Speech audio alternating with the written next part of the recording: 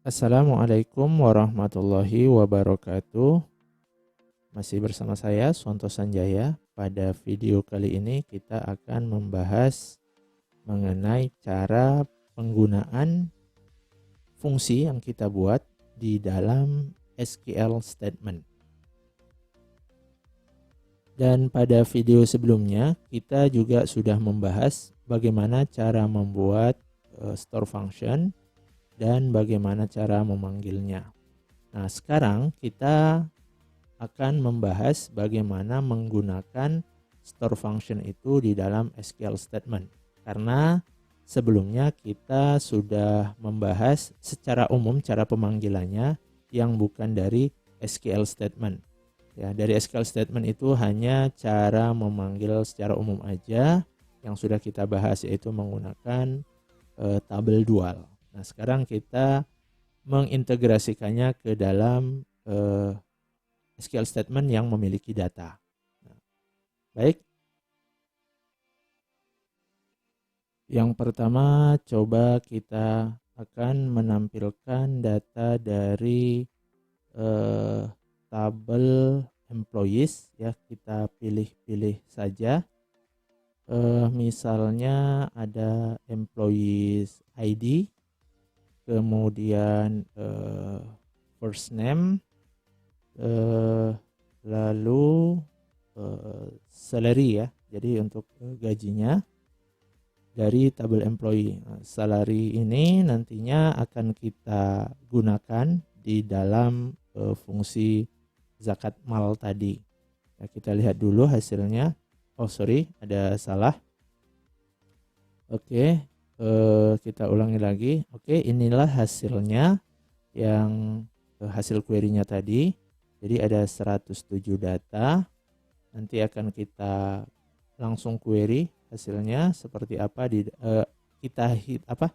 kita gunakan data ini ke dalam fungsi zakat mal tadi, ya. Jadi ada beberapa nilai yang ada di salary, ya. Nantinya akan kita gunakan sebagai argumen di dalam zakat mal. Nah, di dalam penulisannya itu kan 2,5%, ya. Jadi zakat malnya berarti 2,5% dari salary. Nah, untuk cara pemanggilannya kita bisa menuliskan nama fungsi, kemudian argumennya adalah salary dari tabel employees. Nah, di sini bisa kita lihat zakat mal yang harus dikeluarkan tergantung dari salary-nya. Misalnya jika 24.000 berarti zakat mal yang dikeluarkan adalah 600, ya. Dalam hal ini 2,5% dari 24.000 adalah 600 untuk data dengan employee ID 100. Nah, di sini juga harus kita perhatikan beberapa hal yang harus dilihat. Sebetulnya kan karena di zakat mal itu ada yang namanya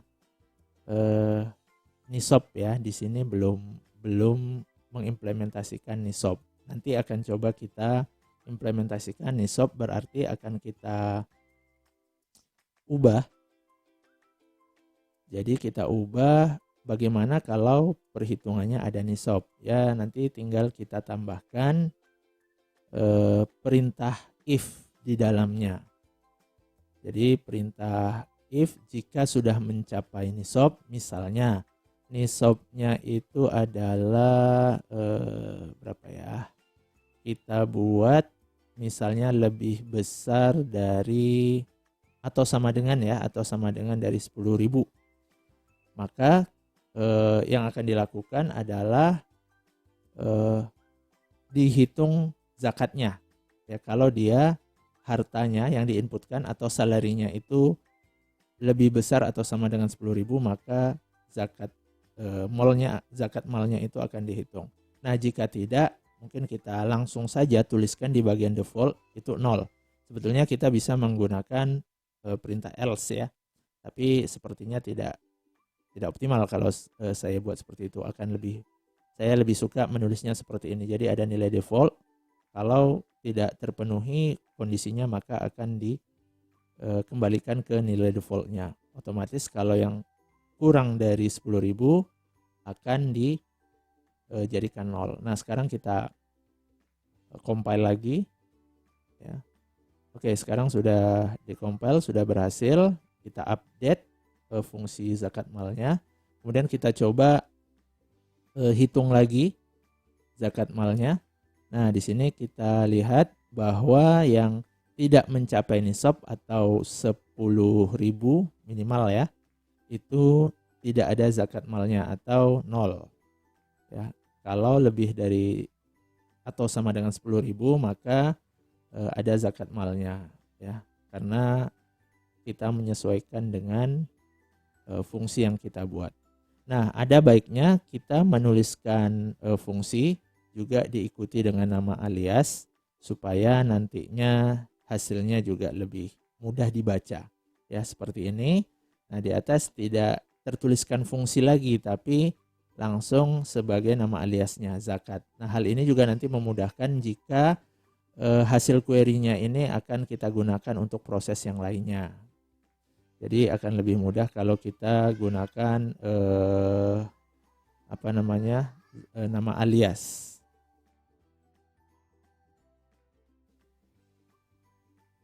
Nah, oke. Kemudian misalnya kita ingin memfilter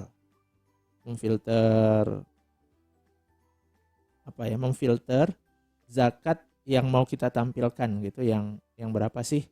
Misalnya yang zakat malnya itu lebih besar dari berapa gitu ya. Jadi bisa kita filter di dalam klausa where.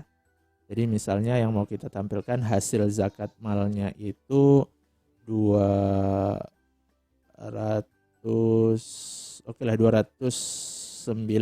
boleh nih kita hitung. Jadi nantinya kita filter zakat malnya itu yang lebih besar dari 290.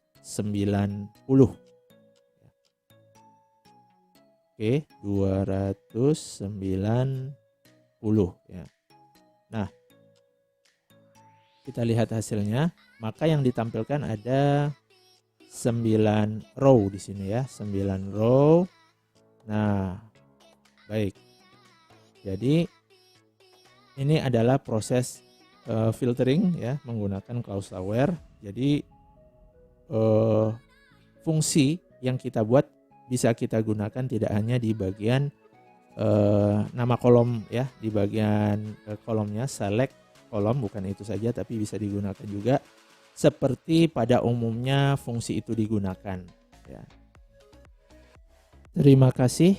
Wassalamualaikum warahmatullahi wabarakatuh.